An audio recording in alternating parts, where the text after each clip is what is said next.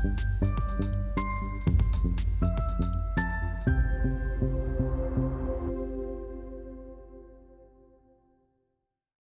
าก pending ก่อน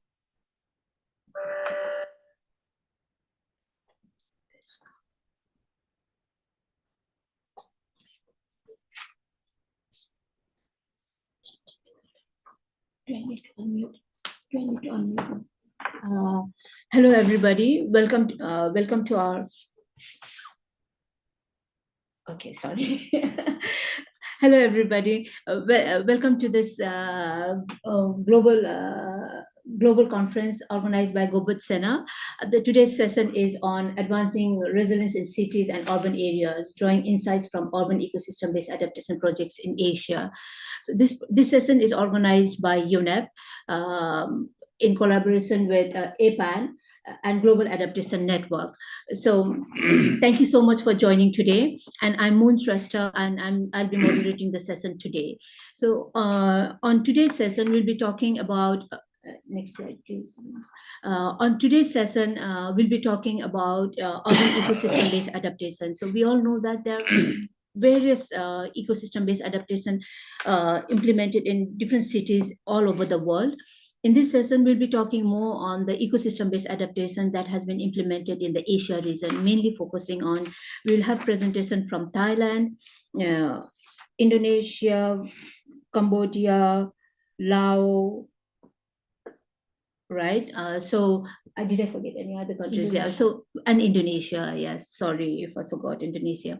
And we will be learning about, we will be listening to what they have done, the lessons they have learned from their interventions, the challenges they have faced, and how they have addressed those challenges and move ahead. So this is going to be a 90 minutes session. So I really look forward to your active presentation, and thank you so much once again for participating. So today we will, the first part of the session will be an opening remark from Mr. Mozahirul Alam, and followed by 6 presentation. And then after that, we'll open up a floor for question and answer session. So hopefully we'll be able to finish in 60 minutes. So without any further delay, and at the end of the session, we'll have a Mentimeter. I'll let you know about that Mentimeter too. So without any delay, I want to move ahead with our session. But then before that, may I please request all our participants to turn on the video so that we can take a picture. We can capture you and take a group picture, virtual picture.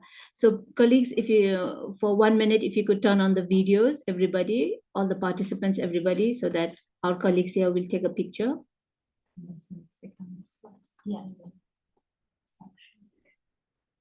Yeah. Perfect. I think, please, colleagues from the participating participants also, I'd really like to request you to open on the videos so that we can take a picture. Sorry? Shrestha, it's in webinar mode and it's only panelists who can turn on their camera. Oh, sorry about that. Sorry, my bad. So, No. Okay, maybe Vanessa, can you take a snapshot and then?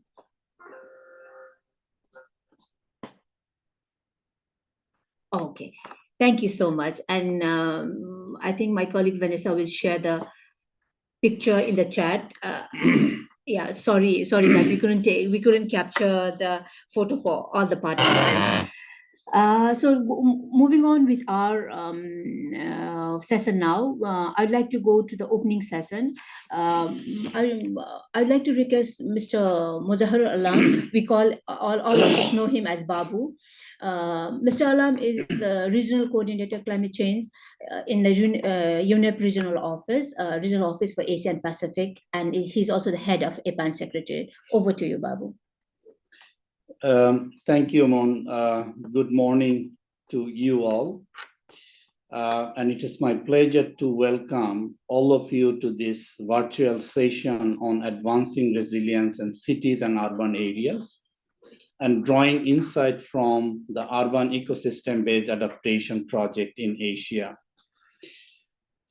On behalf of United Nations Environment Program, the Global Adaptation Network, and the APAN Secretariat.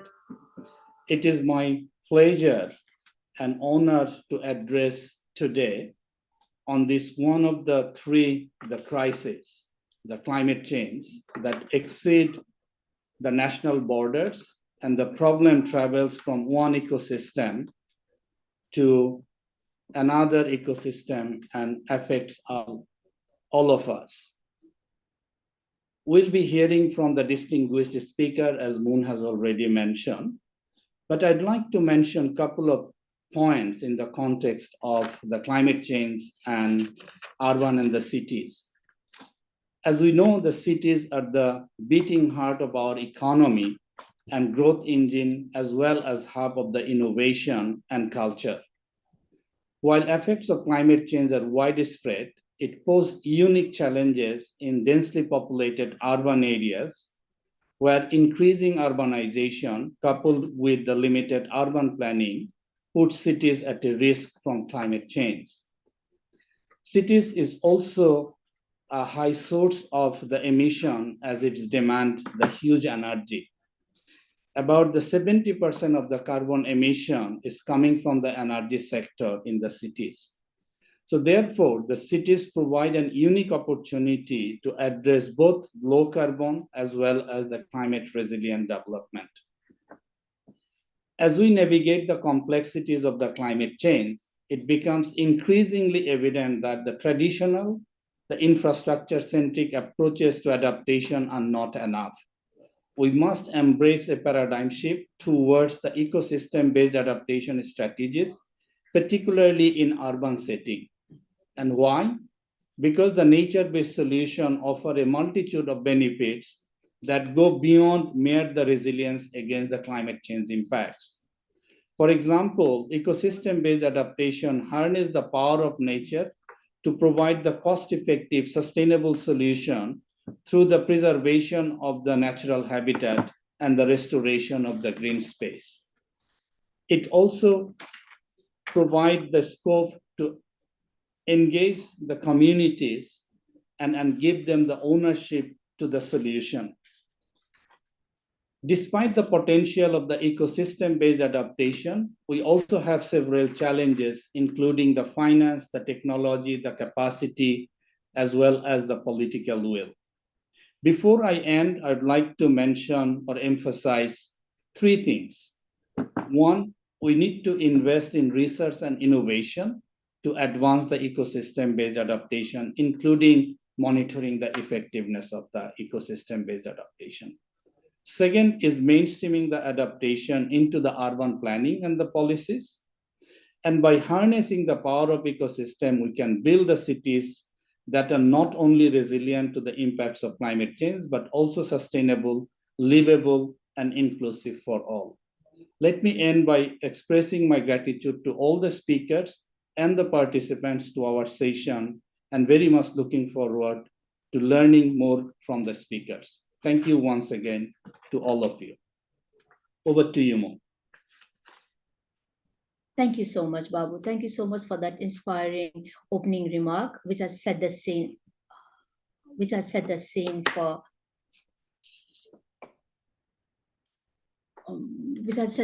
this whole session now. And thank you. I think you've put it very right that ecosystem-based adaptation is an opportunity for us to not only contributes in the climate change adaptation, but has a multiple benefits, and also it really helps to harness the ecosystem, the natural assets of the country, of the area, as well as the social and economic assets. So thank you so much, Babu, for this opening remark. Now I'll move on to the second session of our session, where as we have said that we have very interesting presentation lineup for you all, and I really would like to go on to the second session of our presentation. So maybe can you put on? Yes. So I would like to go on the phone. I would like to request Ms. Suprani Kamphosong for the first presentation. Suprani Kamphosong, also known as Pern, is the head of Thailand program of IUCN. Over to you, Kunpon. สวัสดีค่ะ Good morning, everyone. I hope you can hear me clearly. Okay, so now let's start from the case study from Thailand. And thank you so much for inviting me to join this. Next slide, please. So I will go over this urbanization conundrum and the land use dynamic, impact of climate change in the urban and mainstreaming EBA and NBS in the city. Next slide, please. Okay, let's zoom in what societal challenges that the urban areas or elsewhere in your countries are experiencing now. IUCN, under this nature-based solution approach, we identify 7 societal challenges, and the most related one to this forum, it is the disaster risk reduction, environmental degradation and biodiversity loss, and also the climate change mitigation and adaptation. And the rest are obviously are visible, and you can really feel it at the local level as well. Next, please. This is an example of the urbanization expanding into the nature. The photo, this is from Surat Thani province in the south, where the urban area on the right-hand side the left-hand side of the photo, the pink area, those are the urban and the city itself. But if you look at the picture on the right-hand side in 2023 now, pink area are now expanding into the mangrove areas, and those are very like wetland vulnerable area, but the demand of lands and the economic development needs in the country and in the city is increasing incredibly. So then the nature is now being degraded in supporting of this economic growth. Next slide, please. And this is a classic scenario where the water-related disasters are visible in the city. Flood is more frequent and more severe in many areas, not only in Thailand. That's because of the one of the reason is the land use change, of course, and ability of the ecosystem service. It's really degraded. Next slide, please. This is, you can click all 3. Yes, and this is the scenario of what the conventional methods for urbanization. The first picture that you can see that we normally remove all the natures and concretize all the supporting means for the economic growth or for people to live in the city, to live their life so inconvenient. But when the impact of climate change really happens, for example, overflow of rains or the overflow of rivers and a heavy rain happens, then the city resiliency has been gone, and then people are really like facing the disaster. So then the last picture of the having nature back to the city, that's what we really want to move forward. Next slide, please. This is to emphasize again that why ecosystems are so important, and as well as their services, because people with this good ecosystem services, people can really cope with and recover from the disaster, and of course can provide cost-effective nature buffers, and those healthy ecosystems are more resilient to the extreme weather events, and ability of human or the ability of the nature system to sequester a carbon will be reduced when the ecosystem is degraded. Next slide, please. Now let's move on to what is nature-based solution. I'm sure that you heard about this for a couple of years already. Actually, this one emerged since late 1990s, and the standard has been launched officially in 2021 in June. And we have this definition by IUCN. The action NBS are the actions to protect, sustainably manage, and restore natural and modified ecosystem that address societal challenges effectively, adaptively, simultaneously, providing human well-being and biodiversity benefits. The last 2 are the most important results of the nature-based solution investment. Always have these multiple benefits for nature and for human being. And nature-based solution has 8 standards and 28 indicators, which we don't have enough time to really explain about this. So next slide, please.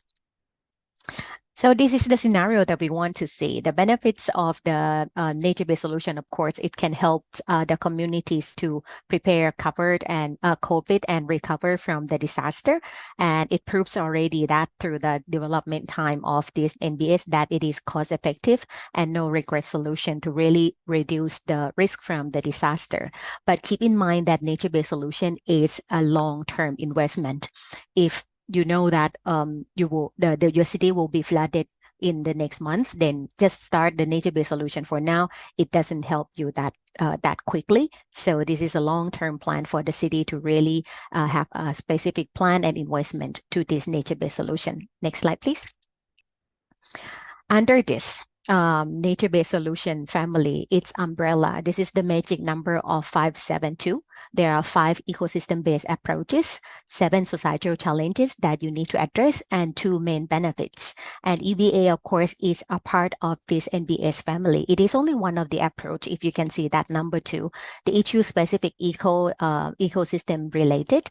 And with that, the eco-DRR, these 2 are the familiar terms that I think many organizations, not only in Thailand, but all over the world, started the implementation. Next slide, please. This is just to emphasize again that how important the ecosystem is and why nature-based solution is really encouraged to implement all over the world and being adopted recently under this global biodiversity framework last year. And of course, nature-based solution, EBA is a part of this nature-based solution that harness biodiversity and ecosystem services. We need to make sure that we bring back those ecosystem services to support our well-being and biodiversity recovery. Next slide, please.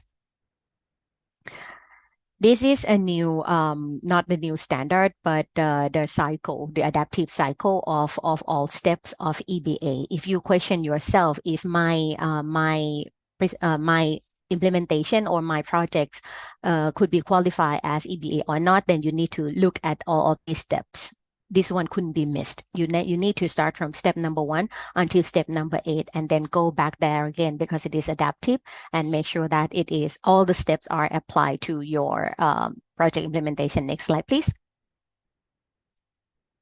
Okay, so then these are some examples of nature-based solution approaches in the urban area. These are not new, of course, but as I said, if you want to label or certify your project as EBA or nature-based solution, you need to look back at the 8 standard and the 828 criteria, and as well as the 8 step of EBA. If those are applied and all the results are captured and really benefits both biodiversity and human well-being with a solid evidence to prove that, so then that could be qualified as the NBS and EBA. And you may see that this is it's the everyday approaches that you may apply in your city already, but it's very important to look at the result as well. Next slide, please. This is the example of Singapore that really inspired our project, and we found that this is very comprehensive, where nature, economic development, and socio-economic growth go along well with, and then that's the result of this. They really mainstream it into their national policy and implementation at the city level as well. Next slide, please. So you will see that this is the green and blue plan in Singapore that have a clear zoning and maps of where the green space and blue space should be and how the people can really access to those green and blue facilities. Next slide, please. This is a good example of the canal that used to be concretized before, and now it is green, and the city has modified all of this nature space, make sure that all of this pond and wetland can really retain the water and city will not be flooded. Next slide, please.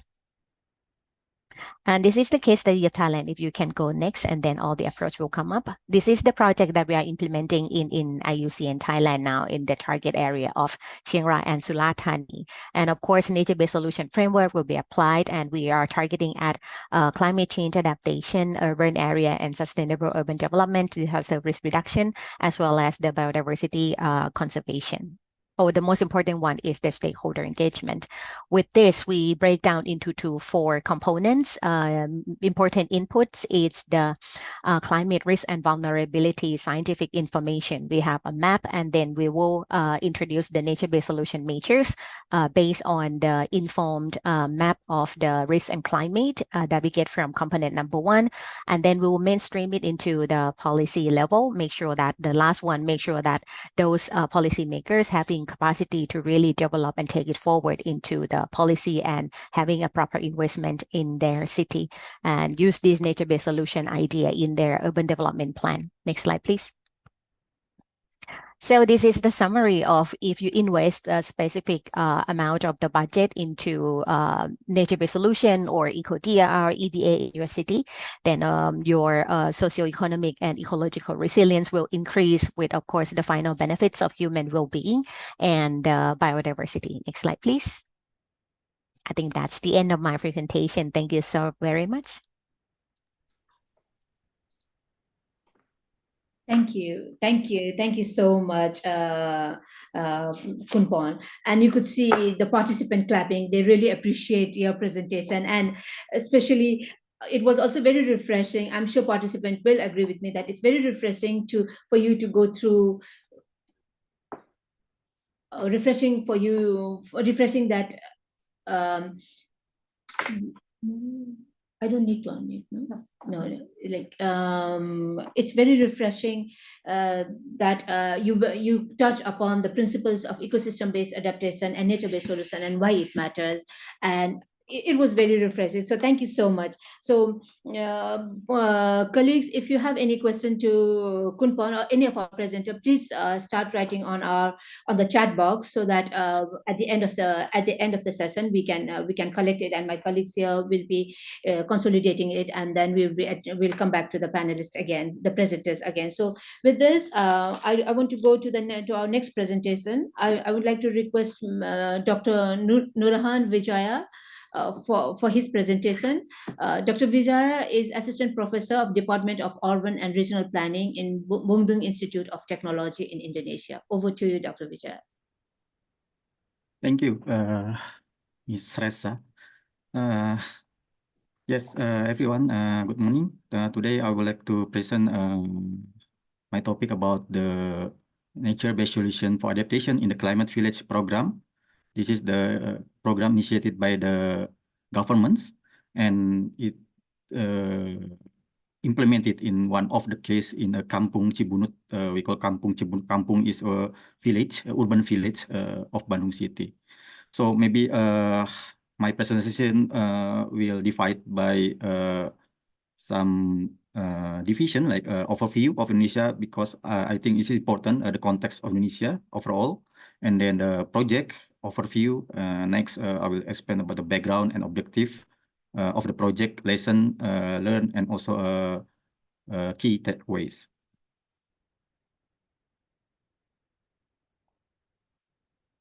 Okay. Maybe you already know Indonesia. Indonesia is an archipelago country. We have many islands, and more than 95% is mostly land, and we have water 5%. So we have 5 big islands: Java Island, Sumatra Island, Kalimantan, Sulawesi, and Papua Island.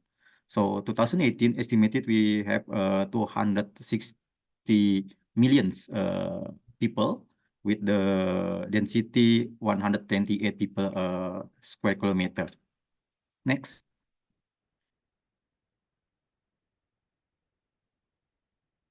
So here we can see that we have some issue faced by Indonesia. We are facing a highly concentrated population in some region.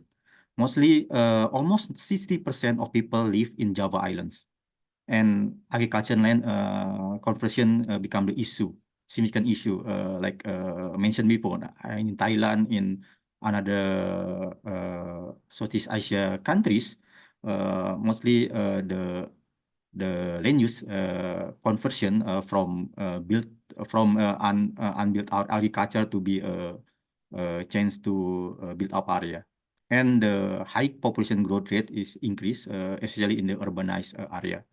And we also have a issue about the regional disparity, like in the Papua, it is like less economic, and we compare with the West area. And important with our topic, environmental degradation, and one of the most vulnerable area to disaster, like climate change impact. So here, climate change, because we located in the tropical area, monsoon, like a wet, we have only two season, wet and hot. So in the urban area, when we have high precipitation, mostly we have flood, urban flood, and if there is uh, what we call drought, if there is a high or high temperature. Okay, next. So yeah, maybe my perception is different like the others. We focus on the small scale, like in the community level. As mentioned before, we have a village climate village program. This is a national mitigation and adaptation program from the government to reduce or to minimize the climate change impacts in Indonesia. So in 2015, in this area, they built like community-based organization from 5 people become 12 person. They initiated to how to integrate the activity in their daily activity, because kampung is like a dense area that many house and we can find in the big cities, not only in Indonesia but in another area, like in another country like Thailand, in Bangkok, and etc. Next. So what's the objective of this project? Climate village program in Cibunut. We call Cibunut is one of the village, urban village in Bandung. They try to not only, as mentioned before, that environmental-based adaptation or nature-based solution have many multi-benefits to preserve the environmental area, but we want to find another purpose. For example, like cleanliness and waste management, green living, and also education. And also can be opportunity to be a tourist destination, creativity, and healthy communities. Okay, next. So here you can see this is the study area. Before, maybe this is like the informal settlement that we see, not clean and etc. But after this project, the community develop and try to improve the environment. Okay, next. This is they change what we think about the informal settlement, become like something nice to see, and visual, and also the activity include in this project. So next. Okay, they try to make kampung become a tourism destination by paint the wall along the street that they call kampung is a rainbow village. So it make people from outside want to see what is the interesting that before is like too dark and etc. Now it's become like colorful. Okay, next. And also they try to manage their waste, household waste, compost, and make it something become more valuable. Okay, next. And green living, of course. They try to have like have green garden, and also a roof garden and etc. So yeah, to make a green living environment. Next. And also, they try to educate to the people, not only the community, but also from the outside. They explain about the activities. Students also from another communities. Okay, next. Okay, this is the last my slide that, but there is some challenge like we have to think about the project sustainability. Like if there is no finance and etc. If there is no support from the government, how the community can sustain. And the importance of the community project or the small scale project, they should be like one of local champions, not only from the community, but can bring from outside that they can monitor, can engage with the community. And the important about the concept of community engagement. There are many kind of the form of community engagement. This is the key. The project can become success. And the last that the Mr. Alam in the keynote sorry, in the opening remark, you mentioned innovation and technology involvement also now is important to develop this project in the future. Okay, I think that's all from my case. Thank you very much for your attention. Back to Sresa. Thank you. Yeah, thank you so much, Dr. Vijay.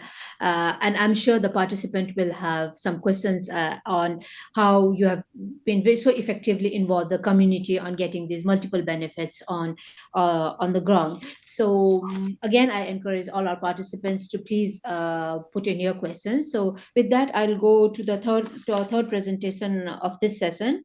May I please request Mr. Prem Dorje Tamang, Environment Officer, Climate Change Division, Ministry of Energy and Natural Resources from Bhutan.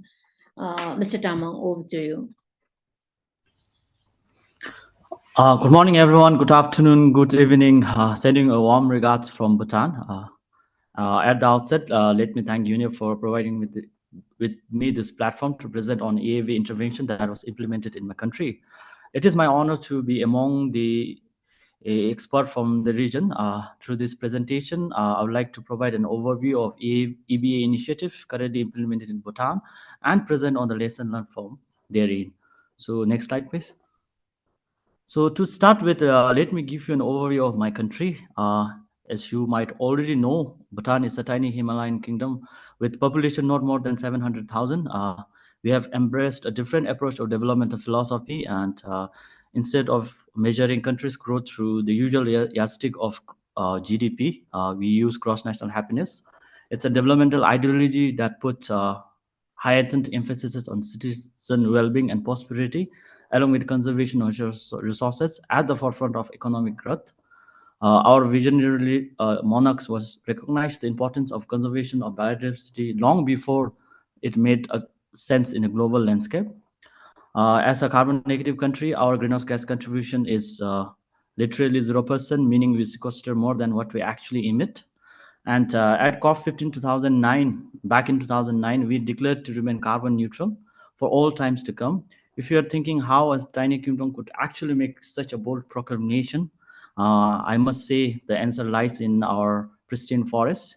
Currently, 70% of our land is under forest cover, and more than half of our country is protected under various protected areas such as national park, wildlife sanctuaries, and biological corridor. Despite our strong emphasis on protecting our environment, and of course, completely not at our fault, we are experiencing severe impacts of climate change manifested in various forms, such as rising temperature, loss of glaciers, changing precipitation patterns, and increased climate-induced disaster. According to the need gain, as you can see in the pictures, Bhutan is 38th most vulnerable country. At the same time, we are 62nd most ready country. So with a high vulnerability score and high readiness score, we are placed in the upper quadrant of the net gain matrix. Consistently, however, we are doing better and our ranking has improved over a period of time. Next slide, please. Now, as we try to bring the climate change rational in the context of our urban landscape, I must say we are experiencing rapid and intense impacts in urban areas. For instance, as you see in this picture, Thimphu is our capital city. Thimphu is experiencing increased urban flooding particularly in monsoon seasons, in addition to other climate impacts such as landslide, slope failures, river flooding, to name a few, which has severely impacted our livelihood in urban areas. Next slide. Next slide, please. At the same time, Bhutan is experiencing rapid urbanization. Thimphu alone is home to more than 14% of total population. We are just for the record, we are just about 700,000, and 14% of the total population resides in Thimphu. As more and more people migrate.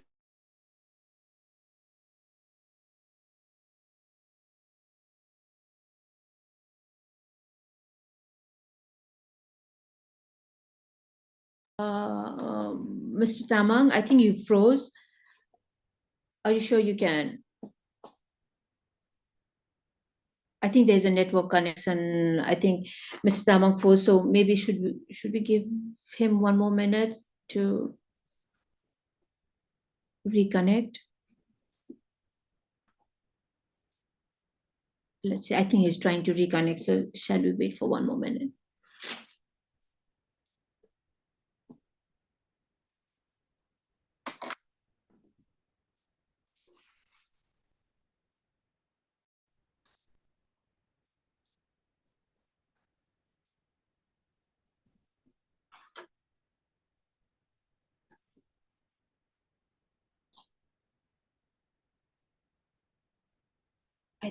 I think we lost him, right? Yeah. Shall we go to the other presentation while he reconnects? Yes, to save the time. I think to save the time, we will move to the fourth presentation, and we will give the floor to Mr. Tamang once his connection is restored. Okay. Okay, so our fourth presentation is from Cambodia. So Mr. Ste Sogdara is a national technical expert for the project Building Resilience of Urban Air System through EBA in Cambodia. So over to you, Mr. Sogdara, for your presentation. Okay, very good morning to everyone. My name is Sogdara. I'm the Monitor Institute. So I will give the short presentation on the EBA project implemented in Cambodia. Next slide, please. Yes, next, please. So the project, you may aware, the expected outcomes, mostly we focus on the capacity building, the intervention in the project site, pilot city, and the awareness raising. Next, please. For Cambodia, Cap province is selected, and it is the small coastal province in the southern part of Cambodia.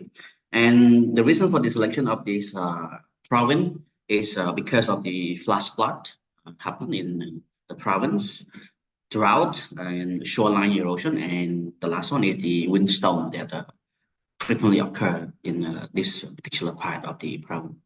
Next, please. And for the project management, we have done some of the important works. Next, please. We have the national and regional project steering committee meeting where we come together with the stakeholder and our partner country and the project teams in order to discuss the budget plan, the work plan, and also to solve any pending issue that we are working on. Next, please. For Cambodia, we completed the assessment reports, 3 assessment reports. The first one on the biodiversity,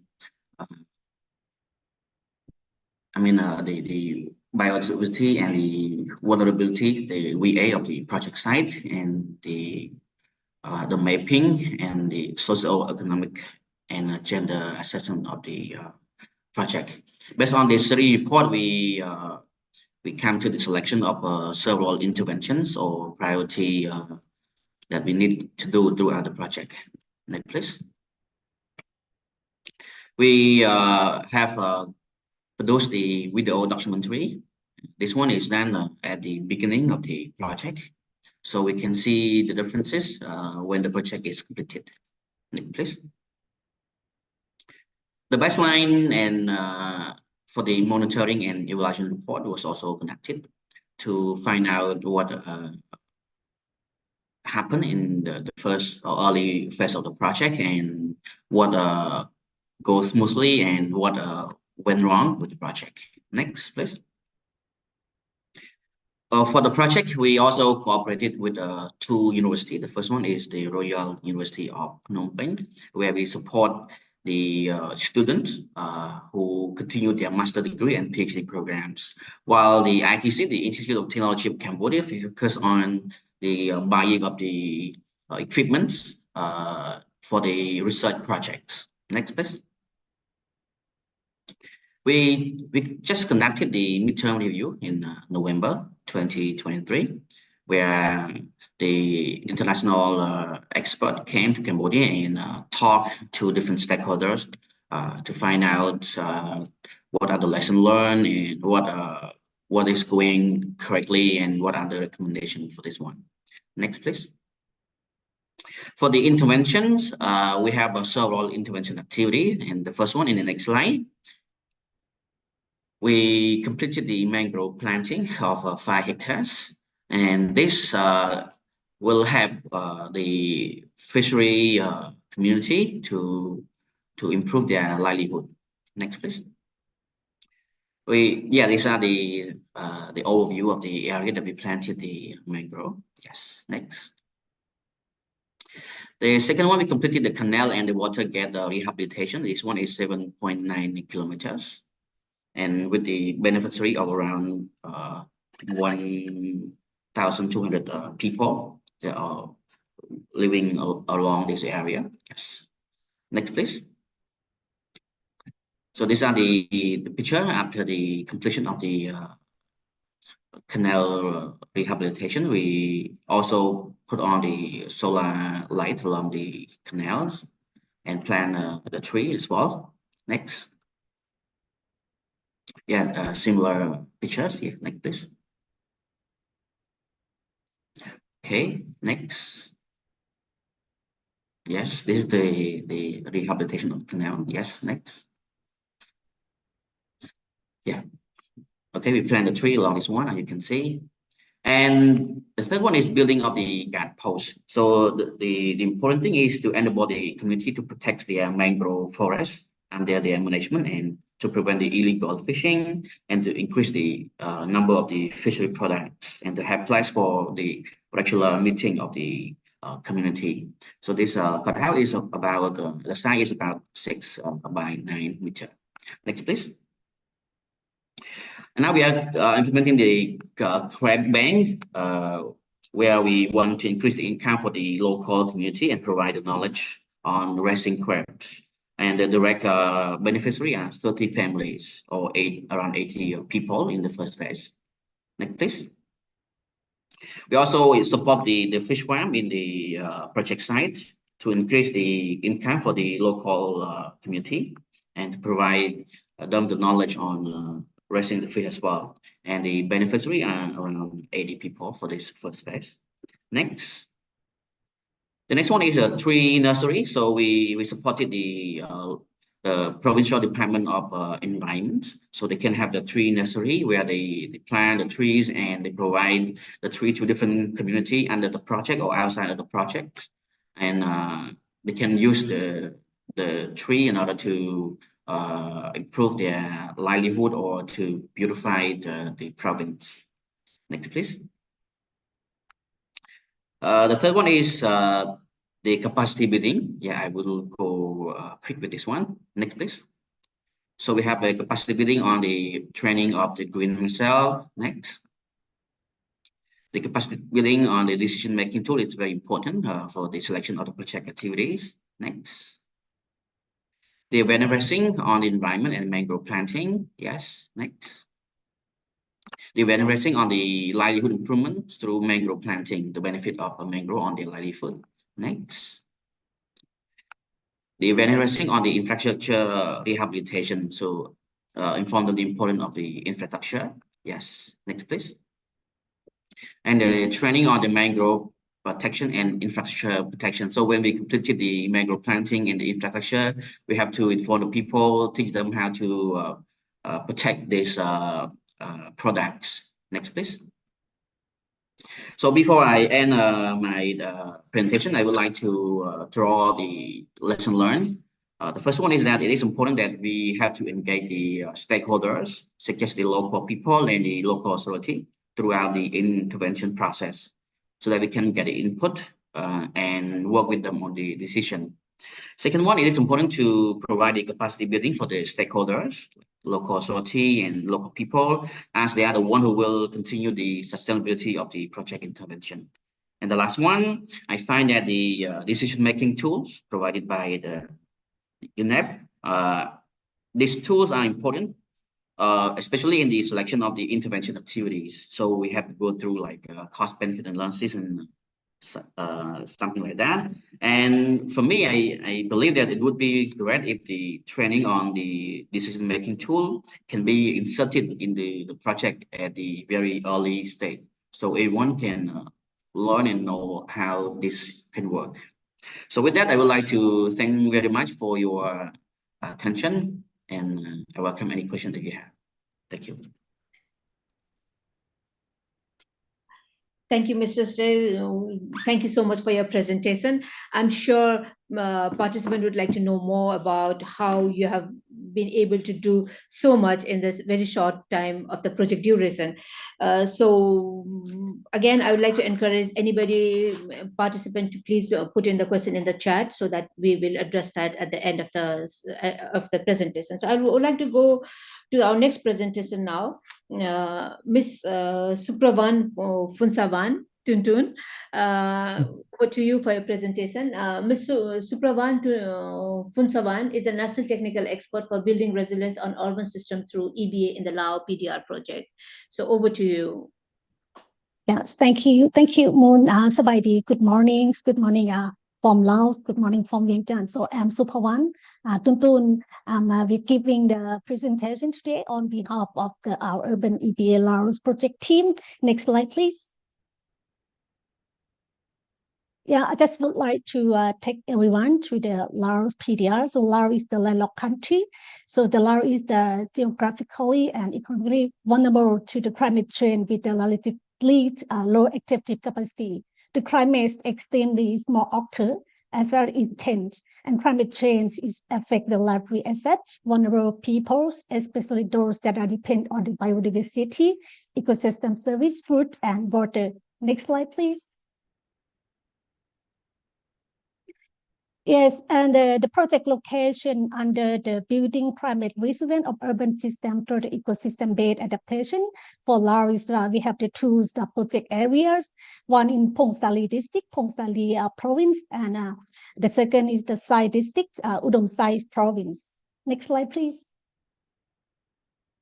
Yes, and the project goals and objective is the project is leading the vulnerable to the poorest urban communities and to climate change impact using the ecosystem adaptations. The expect outcome and the purpose of the project, we have the three the outcome, and we have the for the outcome one is the strengthening the institutional capacity to the within the managed authorities and demonstrate the EBA in the pilot city. Of course, allow we implement in the two districts, and strengthening the knowledge base for supporting the design of the urban EBA intervention.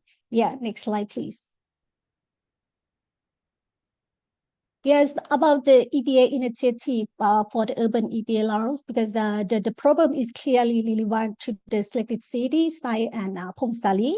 Both Phongsali and Udom Sai face significant climate leaks, drought, landslides, and high sedimentations, floodings. The selection of the city is also integrated in terms of the testing the EBA approach in the city with different types of risks. Next slide, please. And here I would like to take everyone to the project intervention in Phongsali. Normally we have the many interventions, but seeing that the time is given, I just take the field intervention to be the best practice from Laos PDRs. The first intervention to build the reservoirs for the water storage, which are located in the Sansali village. The purpose is to add the reservoir with the new small headwork to store the enough water for the using and the drinking, the water for community, and with the tree plantation in the preservation area at the top of stream, where the location of the reservoirs. Yeah, you can see the pictures. This is the picture. Maybe go for the next slide. We can see the picture of the progress of the work. Next slide, please. Yeah, and this is the progress of the reservoir now 100% complete for the reservoirs. And the second intervention, the slope protection area to prevent the landslide in Pon Saat village. You can see the picture in the right-hand side. This is the before we implement the canal to protect the landslides. And we hope that this canal will slow down the flow of the water when the rainy season and on you can see the earth. We are now preparing for growing the grass to protect the area along the canals. Next slide, please. And the third interventions activity, we improve the canals for expand the drainage ditch with the concrete structure and mix with the green structure. You're going to see in the picture. The picture is from the canal where we applies for the gray construction and also mix with the green structure. You can see with the next slide, you're going to see the progress of the intervention right now. Next slide, please. Yes, and this is the picture is so the no back for the yes.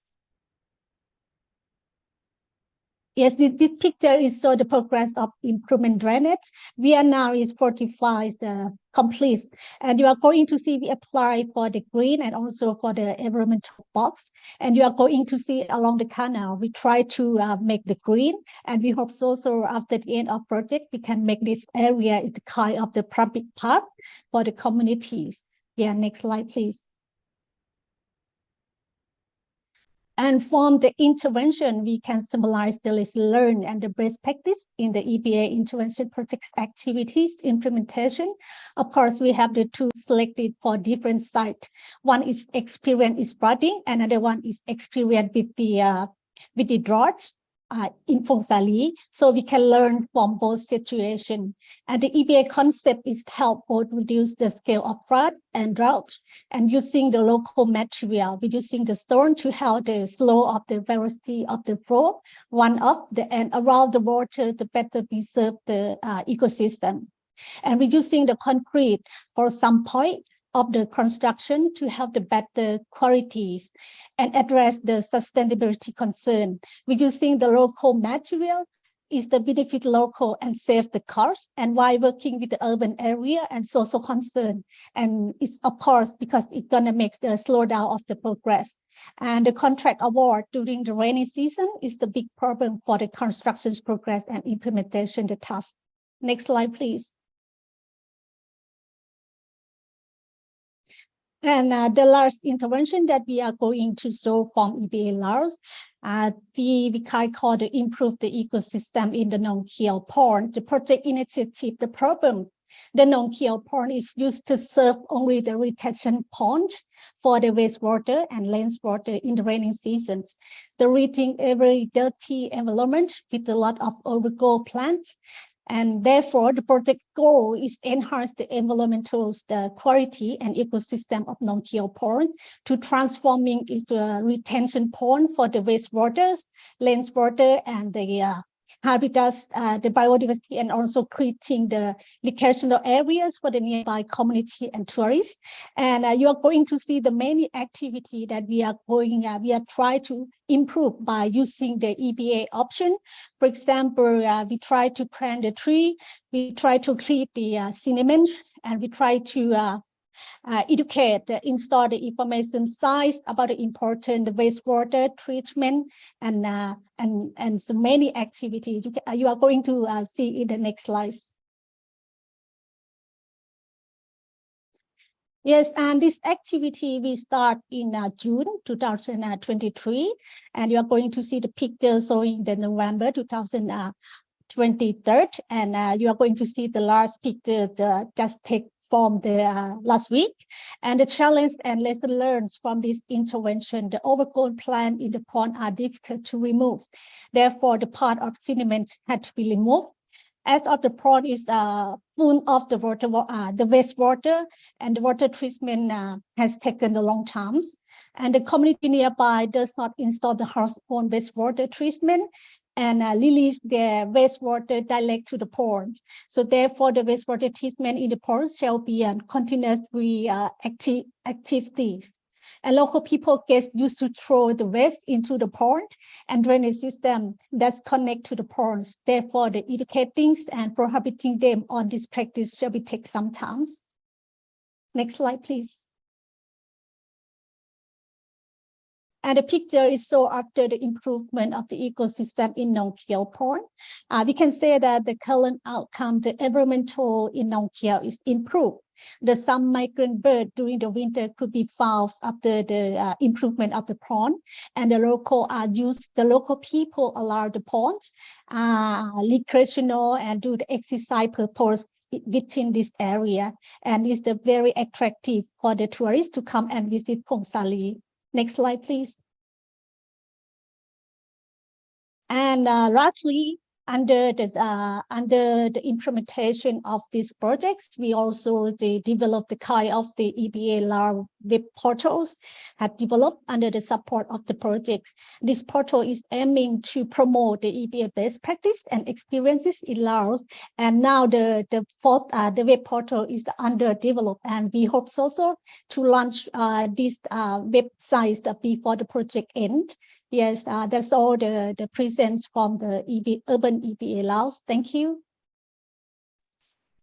Thank you, Ms. Supravan. Thank you so much for your presentation. And I think we will go directly to another presentation from Laos, because I think both these projects are working on the urban EBA sector. So that will give an even more holistic picture of what are the things that's happening in the Laos, right? So can I now ask Ms. Nalintong Vilasane Nang for her presentation? Ms. Nalintong Vilasane is the project coordinator for building resilience of urban population with ecosystem-based adaptation in Lao PDR project. So I think this is a GCF funded project, right? So over to you, Ms. Nang. Thank you, Moon. Sabadi from Laos, and thank you so much to give opportunities to presentation from Laos. Yes, we are the same umbrella, like we develop the EBA concept to Laos, and in the same Department of Climate Change, Ministry of Natural Resource and Environments, but our project area is a little bit different, like from the EBA projects that Tuntun just presented. That's in the northern part, and we are focused in the southern part mostly. Next slide, please. Yes, this is the project area. We have the 4 target area. One is the Vientiane capital. The second one is Bali Kamsai province, and the third and the fourth one in the north, the southern part in Savannakhet and Champasak province. Next slide, please.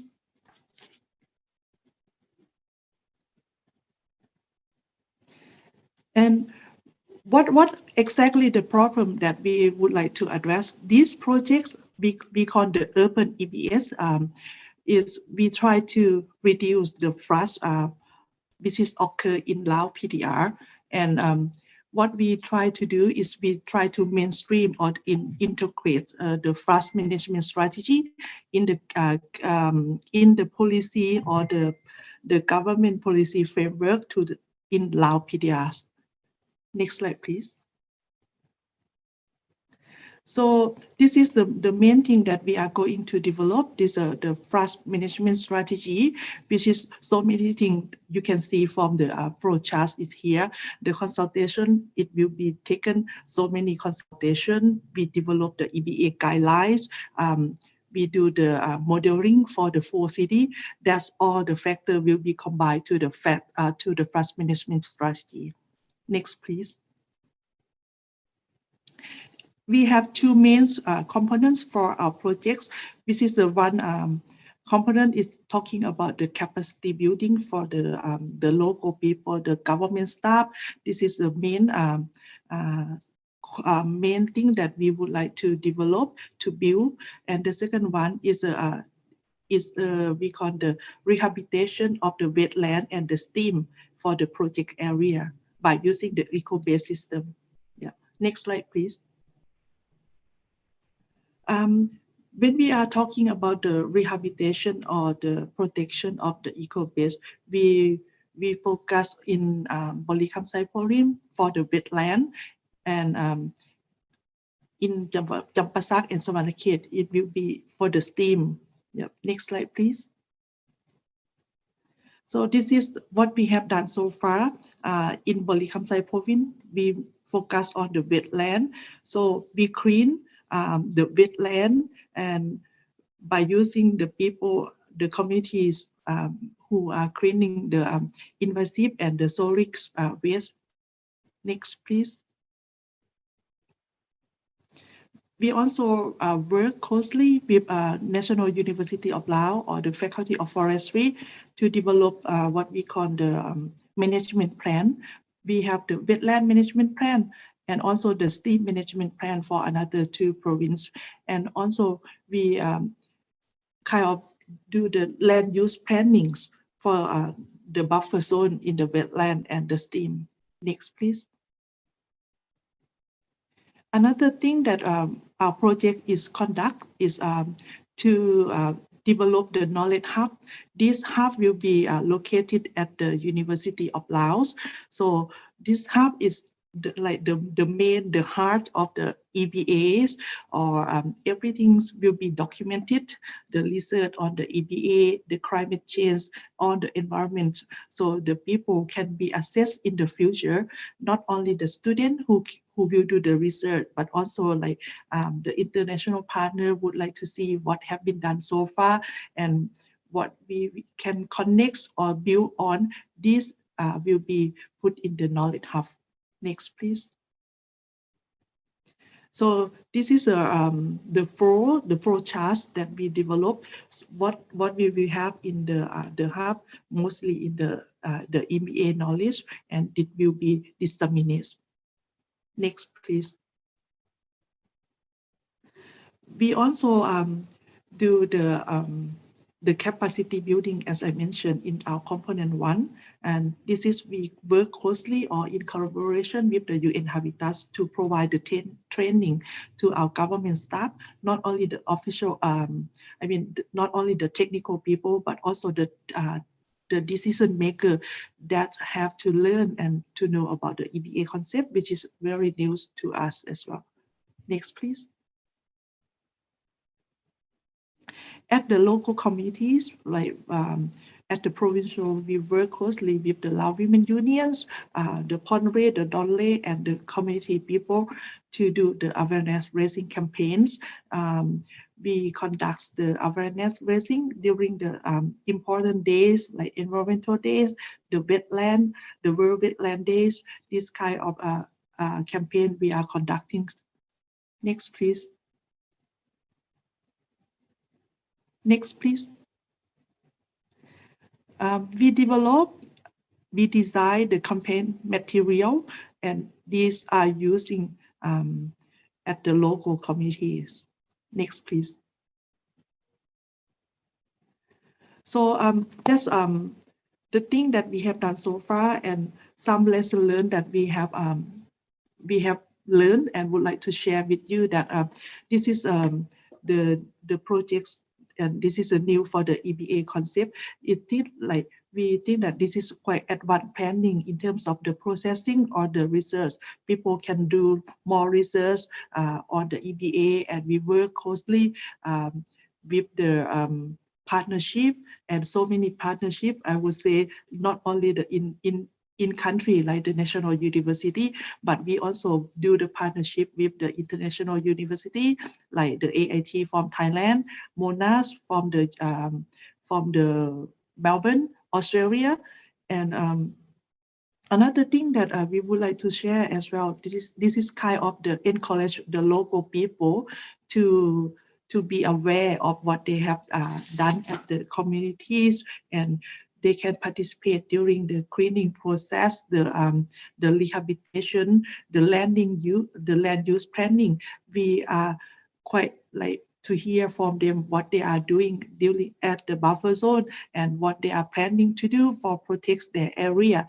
And the third one is the capacity buildings. Of course, we build the capacity not for only the technical, but also the decision maker to know us about the EBA concept. We will do the what we call the study tour with the other country to learn from the other country as well. And another thing that we could not aware from is about the social environmental safeguard. So on the activity that have been done, so we have to make sure that's not harm to the environmental in that area. This is the concept of EBA. And lastly, about the gender issue, this is very important that we can bring the more women participate in not only the process of the implementation, but in terms of the develop the strategy, the policy, this kind of thing. We are encourage the women to be participate. So I think this is the thing that we learn from that. And yes, and next, I think this is on of my presentation. Thank you so much. Thank you, Nang. That was lots of information and very interesting one. So thank you so much. I think we have Mr. Pem Doje Tamang again online. Mr. Tamang, can you hear us? Can you hear me? Yes, I think so. So you're back. So please continue with the presentation. I think you've reached. Do you want us to tell us from which slide? No, it's okay. I got where I reached, so I'll start. And I'm sorry for the technical glitches. I'm traveling, so it's sort of so the network is here and there. So I'll start with where I left. So fortunately, we are a part of a regional program. My colleagues here from Laos, from other 3 countries has already presented, so I might not repeat that. Next slide, please. So this project, through that EBA project, it was implemented in Thimphu. It is being currently implemented in Thimphu. We're at the final stage of the project closure, and this project implementation of this project benefited multitude of beneficiaries. Going from the top, it's urban dwellers that were largely benefited. Then we have city management, wherein the capacity and institutional capacity of the city management authorities was significantly strengthened. We have university that also collaborate with us. Then we also have an urban commuter that uses the roads that were developed as a part of this project. Next slide. Under this project, we have implemented myriads of EABA interventions. To just give you some of them. Number one, it's low income housing construction. Then we have riverbank protections, development of green spaces, urban agriculture, rainwater harvesting, so and so forth. Can I go to the next slide? To give you a holistic understanding and the overview of how some of this intervention benefited our people, let's talk about low-income housing. The Mr. Chandra here, as seen in this slides, has been working in Thimphu city for last 30 years through a daily wage system without an adequate financial stability. Initially, he used to live in the urban slum, as you can see in the left corner of the slides. After the construction of low-income housing, along with Mr. Chandra, 28 families has been living in a newly constructed houses. I have also attested here verbatim of how Mr. Chandra is grateful of grateful through this project. I have the verbatim. I won't read it. Let's go to the next slide. We also had an active slide called Ziluka slide. It was an active slide, and it had a sliding mass of more than 1,000 metric tons. So it was quite a heavy mass, and provision of conventional protection measure was out of questions. Therefore, we implemented environment-friendly and green slope stabilization initiative. And this is how the lower picture is how it actually looks like right now. Let's go to the next picture. Slides. So another initiative that actually made a headline was the urban agriculture initiatives. Through this project, we supported more than 150 households where high yielding seed varieties and agriculture tools were distributed, in addition to 2 series of training in composting technique and mushroom cultivation. This initiative particularly led to enhancement of livelihood of this vulnerable section of our people, mainly through the reduction of financial burden to buy vegetable from external source. And in addition, it provided them the additional income through the sale of surplus vegetables. Next. This is my final slides, just to present on what was the lesson we learned and how we can take the lesson learned from this forward. We noted that contextual understanding to tailor intervention to this specific social, economic, and ecological context is very important. It's always pivotal to promote adaptive governance so as to facilitate flexibility. Then we have already invested in long-term engagement and capacity building of local stakeholders. We are already in the process of scaling up and mainstreaming EBA projects. As information, we already have another 20 million USD urban resin project in pipeline through LDCF fund itself. It is at the PPT phase, and lesson learned from this EBA project has been very instrumental in guiding the elements in our own new project. Thank you very much. Sorry for the technical glitches. Thank you, Mr. Tamang, and I'm happy that you're able to join us after this, even after the glitches. And thank you for making an effort to join when you are, despite your travel also. So thank you so much. Thank you for all 6 presenters. So if you could turn on the videos, I think there are some questions here. Maybe there are a few questions which is a very issue specific, which maybe will not address it in the plenary. But then I think there's one comment by. Let me, where is it now? By Mr. Faisal Ramsey. So basically he addressed the question to Dr. Vijay, but I think this relates to all our presenters, is that what are some challenges experienced while engaging the communities to gain community buy-in and investment with their initiatives? I think this is something I'm sure all the projects have faced, and it would be good to hear from all of you, maybe 1 minute from all of you, how each of your project ensured that the community participation is ensured, and then in true sense, these projects are locally led. So shall I start from Dr. Vijay, as it has been addressed to you, and then maybe 1 minute, and then I'll go to other panelists. And then after that, Mr. Tamang, and then Tuntun and Nang. And I don't know if Pon, you'd like to address this issue or not. So in that sequence, over to you, Dr. Vijay. Thank you, Ms. Reza. Yes, thanks also the question from Mr. Fraser Ramsey. Yeah, at the first time, the project initiated by the government needs some involvement. So sometimes the people in the community feel indifferent or reject the project because sometimes it is top down and there is no involvement in each phase of the project.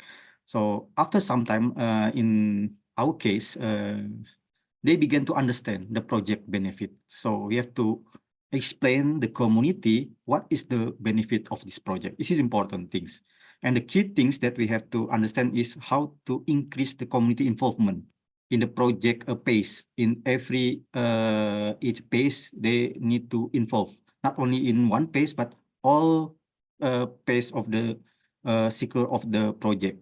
And also the important if the community engagement is identifying the someone who can be a local champs. They can engage the other people. So, for example, the community leaders, senior figures, or people who have the good or better level of education. I think that's all. And another thing is, if they already have a social capacity or social model, it also is important. So we just input this project and then implement the project. So I think that's all. Back to Sresa.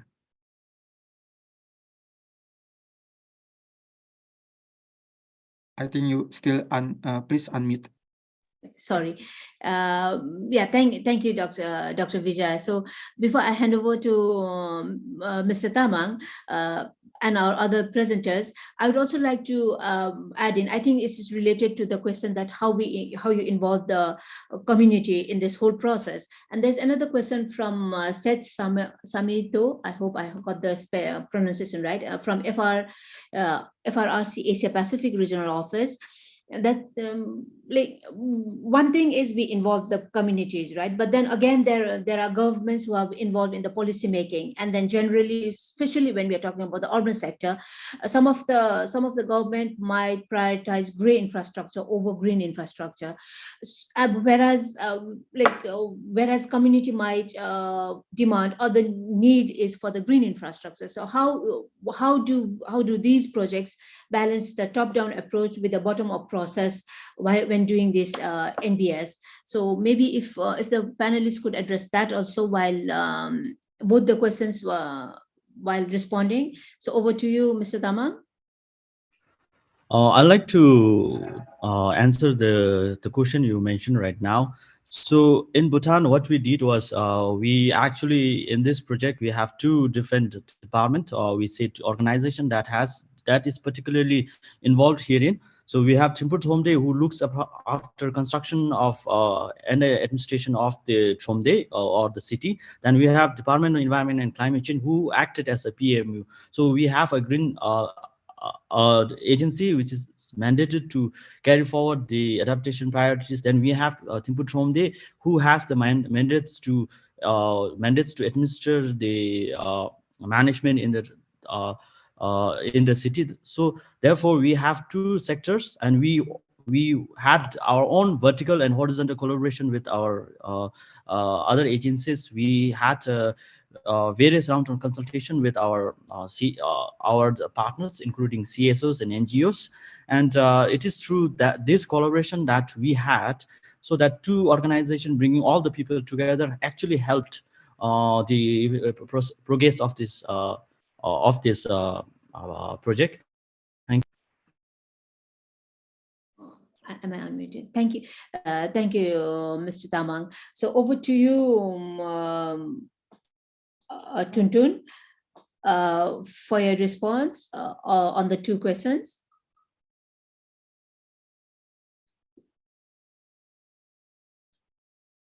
Yes. Hello. Yes, we can hear you.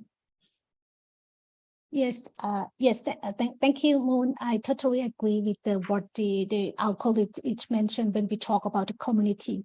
But I just would like to focus for the community through awareness to the communities, because if we do the awareness to the community and let the community to understand, for example, from LARPedia, I think that at the local level, maybe the EBA is their concept already, but they don't know this is the concept of the EBA. So we just would like to let them know this is if we can do the state cost, and then we do the awareness for them as we make for the sustainable. Yes, thank you. Yeah, thank you. Nang, you'd like to add something on this? Just just a short one, like from our projects, normally we have like from the different level, we call the project steering committees at the national provincial level. So these that's what I have mentioned, that one of our components is to build the capacity for the government's people, not only the technical people, but also the decision maker at the national level. These people will learn about the EBA concept, as well as we have this kind of the sharing experience from other country by doing the study tour, that's for instance. And at the committee levels, for the participation, it's hard to provide the trainings for the community level, but we do, like Tun mentioned, a lot of the consultation or the awareness raising campaigns on how important and how they can protect in that area. And of course, the setting up the what we call here the like the wetland management committee, the stream management committee. There's a very help us as well, because not only the villager that will be in the member, but also we include the private sector as well when we do the landing planning, land use planning. Of course, we are taking them to the participation as well. Yeah. Thank you. Thank you. So maybe I'll give a floor briefly to Mr. Srey, if he has anything to add to what our colleagues have already mentioned, if there is any additional thing that a project has done to address this issue. For Cambodia, not so different, but the thing is that we completed the assessment report that I mentioned, and we use the assessment report as the baseline for the selection of the intervention activities. So when we selected, we selected the list of activity. We have the consultation with the local authority through our PMU. So this one is good for us for the selection of the best, or we think the suitable activity for the project site. So where the stakeholder, like local people, they have the voice in this as well. Okay, thank you. Yeah, thank you, Mrs. Srey. So at the end, can I please give the floor to Kunpon for her response? I would like to request her to respond to this from the IUCN perspective. I pick up lots of good point already that our colleagues just share, but I think it's very important to look at the decentralization of the country, you know, because this one I saw it's very effective when authority at the local level can really initiate. Because, like for example, in Thailand, many initiatives will be developed by the ministerial at the ministerial level, and then downscale to the local authority through this Ministry of Interior. But then they will have like some fixed solution already. So then that's where the engagement of local people will be undermined or really marginalized. So I think it is very important to socialize the concept of this nature-based solution or the approaches under this NBS, and make sure that they really understand. So then they will have a variety of options available, not only like concrete dam or having this cement of the concretize of the cement canal and whatsoever. So then that's when we have this and options available for those local authority, then the investment decision will come from them, and then balance it with some option from the central government. So first step, I would say that it is very important to have this option available and make sure that they really understand the options of the nature-based solution and EBA. And then after that, at the community level, you need to make sure that these options are presented and consulted with the local community appropriately since the beginning. So it is not what about the community want to do, but also what they really see the root cause of this problem. So then they can find out the right solution to the problem that they are encountering now. And when the information are shared equally, both the policymakers and the communities, that where the right solution will come based on those, as I said at the beginning, that climate assessment vulnerability result will need to be there. So then people will think or come up with the solution based on in that information and some solution that they could find under this nature-based solution families. That's all from me, Moon. Thank you so much. Thank you, Kunpon. It seems like we have more questions in our chat.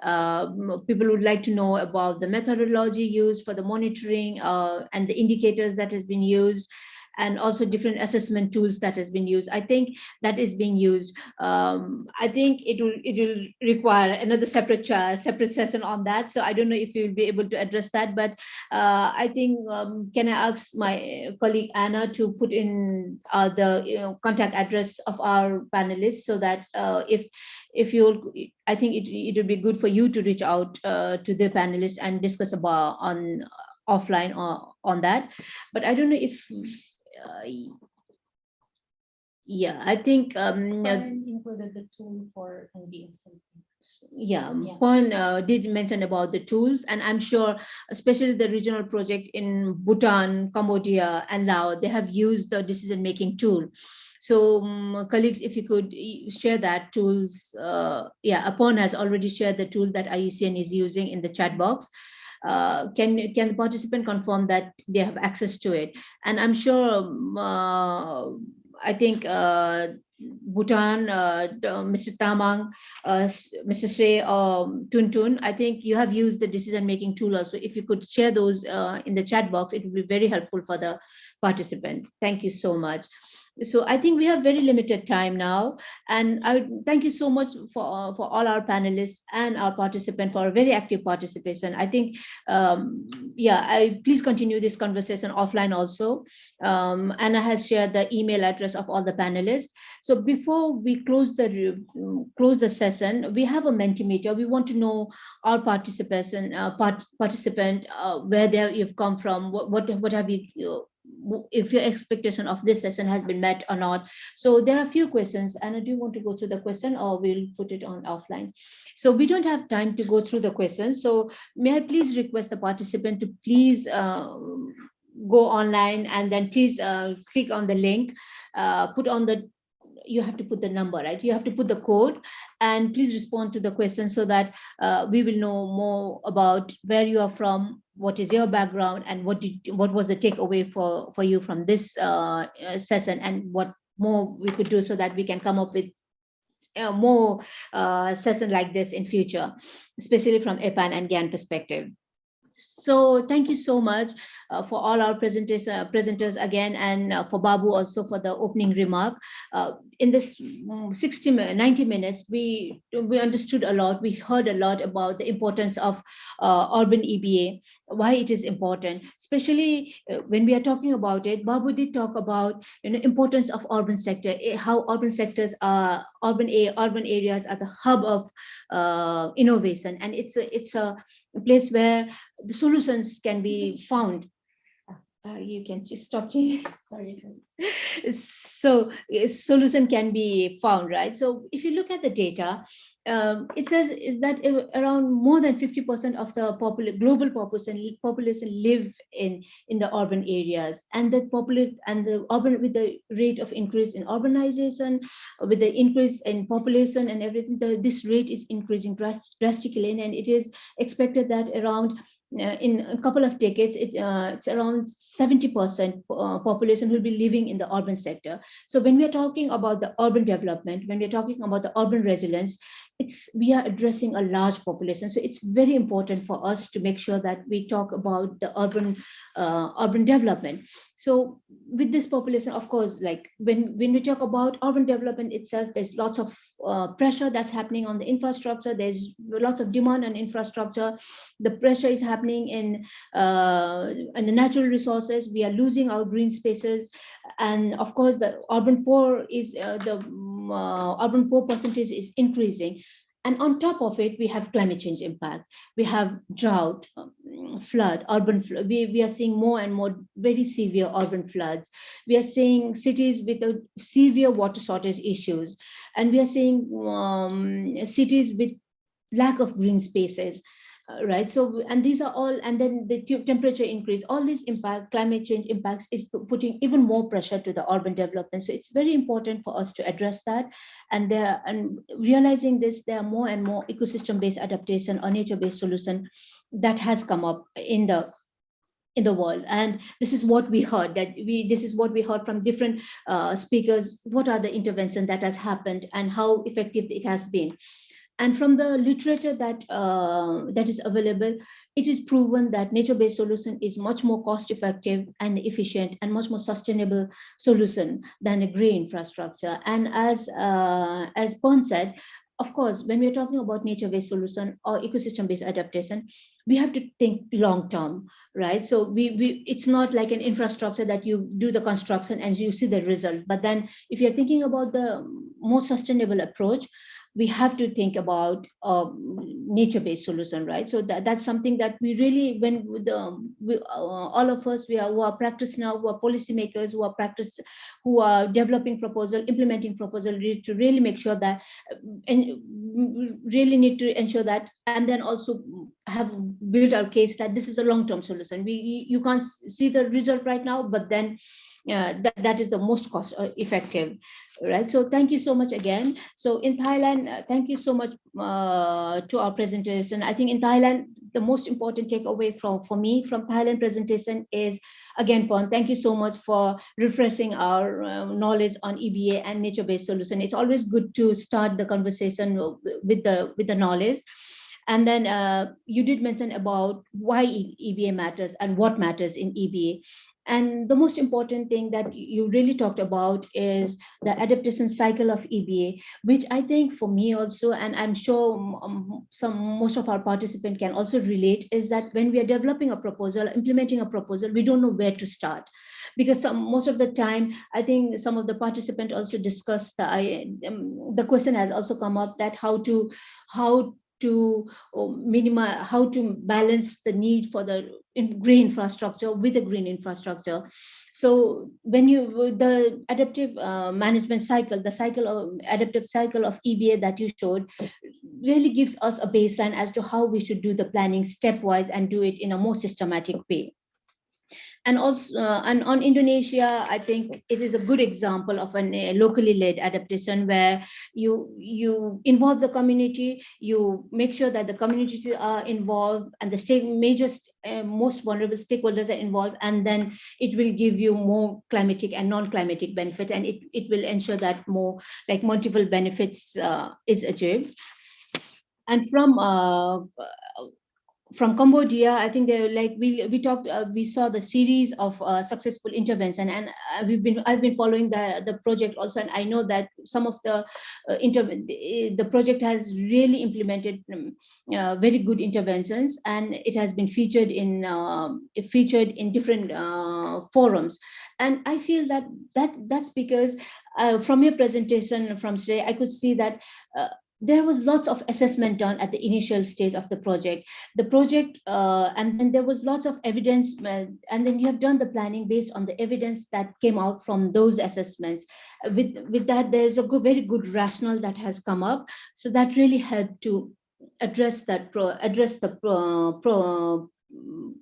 prepare the plan for the project, and you could really demonstrate very successful cases. And also, like the same as in Bhutan, as Mr. Tamang said, that you need to have a conceptual clarity. You need to know what you are doing. You need to have a climate. You need to understand the climate context.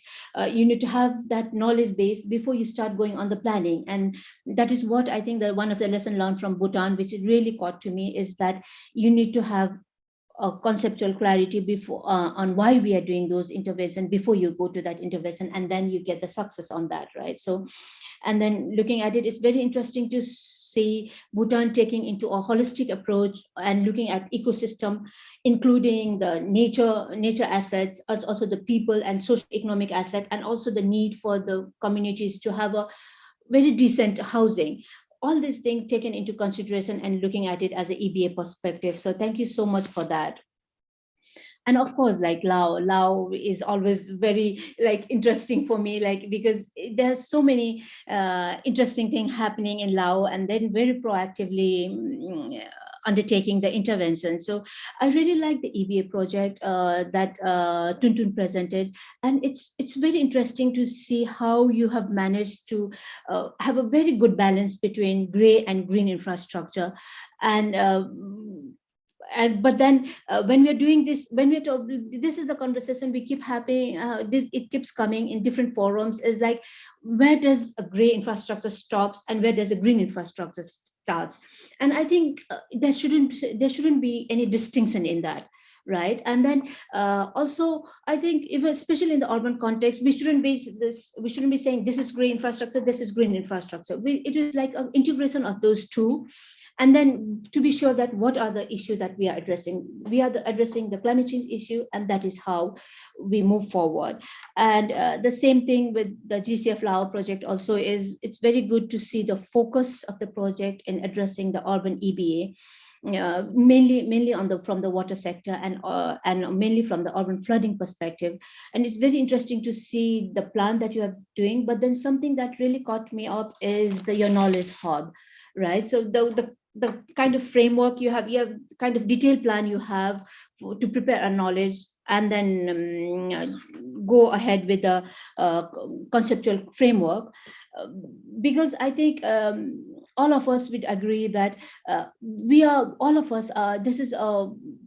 this is a process where we are learning and doing different things. And when we are talking especially about adaptation, it is a very context specific thing.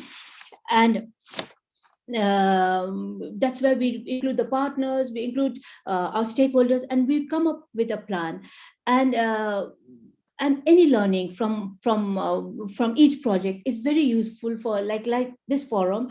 You've come up, I'm sure all these interventions that you have identified, you have involved the stakeholders, you have local partners, you have involved the vulnerable communities, you have involved the women, children, elderly people, disabled, and then based on their need, it was the intervention is planned in a very context specific manner. But then if we come and present it in the forum like this, it's a kind of a knowledge for all of us. All of us can learn from each other's experience. So that's very important, to generate that knowledge and share that knowledge, and collaborating with the academic institution, which I think Nang you present was very very encouraging. And if you look at the other presentation also, I could see the knowledge generation and documentation in all the project component, which is very useful, very powerful, and very relevant for the future. So thank you so much for again for all the presenters, and for your very insightful presentation, and thank you for participant for your active participation. So at the end, before closing, I'd like to thank the organizer of this conference, International Center for Climate Change and Development, Independent University of Bangladesh, IUB, and organizer of Gobeshona Global Conference. So and also, last but not the least, I'd like to thank my two colleagues here, Vanessa and Anna, who has worked behind the scene to bring this session together, and has been doing everything and prompting me on what to do and everything. So thank you so much. So Vanessa is managing the EPAN, and Anna is managing the Global Adaptation Network. So thank you, colleagues. Have a good day, and thank you all for the very, very good participation. Thank you. Have a good day. Thank you. Thank you. Thank you. Thank you.